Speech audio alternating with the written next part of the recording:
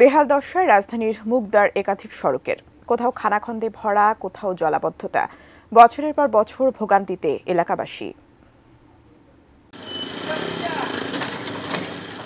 মুগদা হাসপাতাল ও মুগদা আইডিয়াল স্কুলের মাঝের প্রায় 1 কিলোমিটার সড়ক। একটুখানি বৃষ্টি হলেই হাঁটু পানি জমে, ঘন্টার পর ঘন্টা পার হয়ে যায়, পানি সরে না। ঘনবসতিপূর্ণ এই এলাকার বাসিন্দারা পথ চলতে গিয়ে হরহামেশাই দুর্ঘটনার কবলে পড়েন। শিক্ষা প্রতিষ্ঠানে যাতায়াতে দুর্ভোগের শিকার হন শিক্ষার্থীরা। হাসপাতালে রোগী আনা নেয়ার ভোগান্তি আছেই। এজন্যে সুয়ারেজ ব্যবস্থাপনার ত্রুটিকে দায়ী করেন তারা। আমাদের একটা ইলেকট্রিসিটির লাইনের কাজ হয়েছিল, এই ইলেকট্রিসিটির লাইনের কাজের সাথে পানির কাজের একটা সমন্বয় ছিল না। আমি এখানে আমার আজকে 3 দিন পরে অনেক ফুলা কমছে, হাতে প্রচণ্ড ব্যথা, তারপরে পায়ে একদম এই জায়গাটা পুরো ছিলে গেছে। আমাদের এই রাস্তাটা এখন এমন হয়েছে যে লাশ মারা গেছে, এই রাস্তা দিয়ে যাওয়ার সময় সে আবারও মারা যায়। বহুবার চেষ্টা করেছি, কিন্তু এটা সুষ্ঠু কোনো সমাধান হচ্ছে না। কারণ পানি একবার দেখা গেল যে রোলিং করে গেল, রোলার করার পরে আবার বৃষ্টির পানি এসে ভাসমান হচ্ছে। মাঠের অলরাউন্ডার আমি, আর ঘরের অলরাউন্ডার টাইলক্স।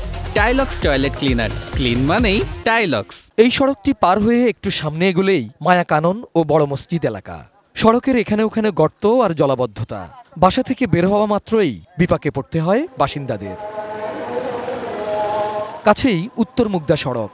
17 বছর ধরে খানাখন্দে ভরা এই সড়কের বেহাল দশা।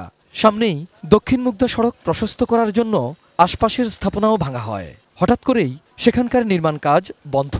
এর উপর ক্ষতিপূরণ না পাওয়ার অভিযোগ আছেই। রেহাই নেই এবড়ো থেবড়ো এই সড়ক ব্যবহারকারীদেরও। উষ্টা খায়া পড়ে যায়, এই লোকটার মাথাটা ভেঙে গেছে, কপালের কাছ থেকে এখান থেকে অনেকখানি ডাইবে গেছে এবং কি তার 6টা সেলাই লাগছে। তারা এই টাকা খায়া আজকে তারা লোপার দেশের বাইরে। আমাদের কাউন্সিলরও একই অবস্থা।